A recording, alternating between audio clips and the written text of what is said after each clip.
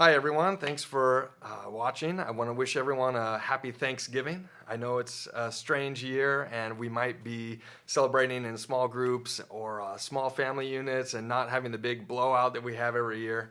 But that's okay, you know, this is just what we have to do right now, so everybody hang in there, stay strong. So what we're going to do today is we're going to practice the only Thanksgiving song that I know, which of course is Thanksgiving theme from the Charlie Brown Thanksgiving special, and the song was written by Vince Guaraldi. So let's jump right into it. All right, so the first thing that you need to know about Vince Guaraldi's Thanksgiving theme is that it's kind of a funky tune. It has a lot of little special things in it that make it really kind of interesting and not so standard. So first of all, a majority of the chords are all major, okay? So what we're going to be doing is the positioning, the melody and the chord structure all follow, are of course they're always very closely linked, but the melody here is really triadic and it's based on these kind of hand positions. So the first thing we're going to learn is that we start in the C position and then we shift up to F and to G. We're going to kind of like, my teacher when I was a kid called these practicing the handprints.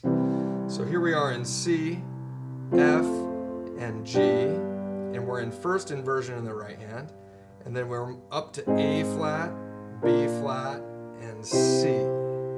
This is the first bar line, or the first 4 bars.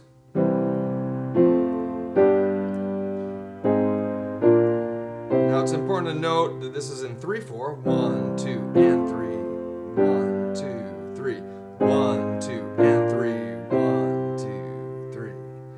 Okay, and now then the next little section here, we're in second inversion in the right hand, so our root's going to be the middle note, and these are all major triads also, going down the circle of fifths. 1, 2, 3. 1, 2, 3. 1, 2, 3. 1, 2, 3. And so we're going down the circle of fifths. We're playing a B flat triad, E flat, A flat, D flat. Now here's G7, and it resolved to C major. Okay. Now this song is 11 measures long, and that's really strange. And it's kind of this vamp, and it has a B section that we'll talk about briefly in a little bit. But everything is major until we get to this G7. Once we get to G7, then we resolve to C major, and we play a G altered chord here. And then we come back down to C9, and then back up to G altered. So when we're looking at our handprints, it's these chord positions.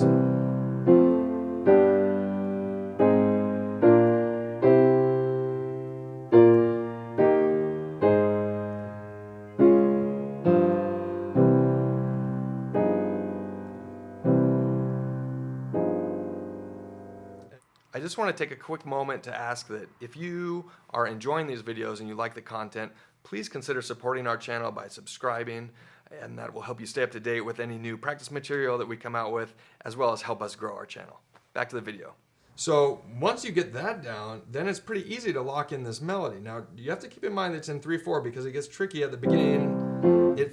The pulse feels like it could be in 2 or in 4/4, right? So now what we're going to do is we're going to break up the right hand arpeggio. We're going to play bottom to top for all of these first couple voicings.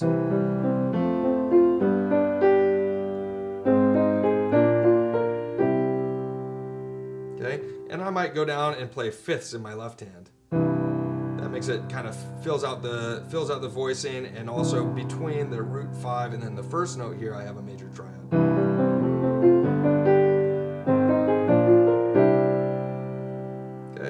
And now when I do the second part here, I'm coming down while I go down through the circle of fifths here in the left hand. I'm coming down with my arpeggio in the right hand.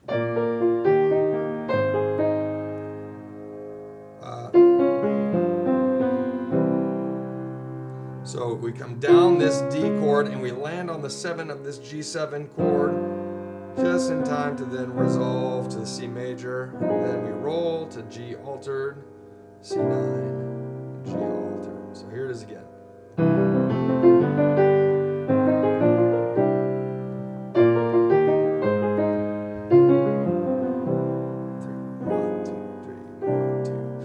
then that repeats.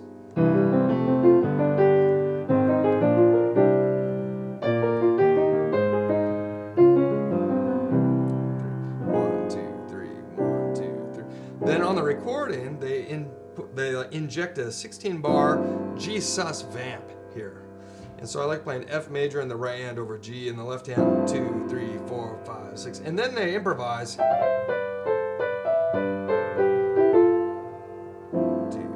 4.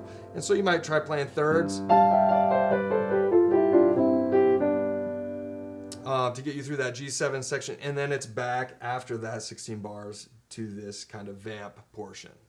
It's really a cool tune, and also there's electric piano and acoustic piano on the recording. And so like in this G suspended section, you can hear both instruments kind of playing and improvising through there. Then when Vince Guaraldi is improvising on the tune, he doubles the length of each chord. So each chord gets a measure, and the chords that got a measure get 2 measures, except for the G portion to the G altered at the end. So you end up getting...